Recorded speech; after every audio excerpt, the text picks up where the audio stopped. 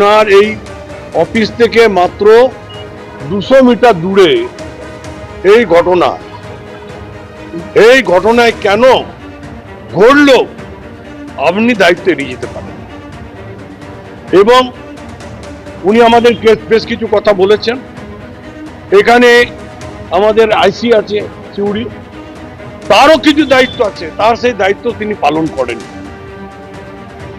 পরিষ্কার কথা আমরা জানিয়ে এসেছি, এখন পর্যন্ত উনি বললেন আমরা প্রায় 10 জন না 12 জনকে অ্যারেস্ট করেছি।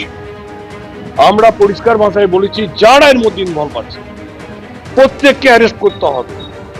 এই অরাজকতা রাজ তৈরি করার একটা যে চক্রান্ত, এটা কিন্তু এখনই সেটা বন্ধ করতে হবে। এবং সে ব্যাপারে আপনাকে জানিয়ে গেলাম, যা ব্যবস্থা নেওয়ার নিন।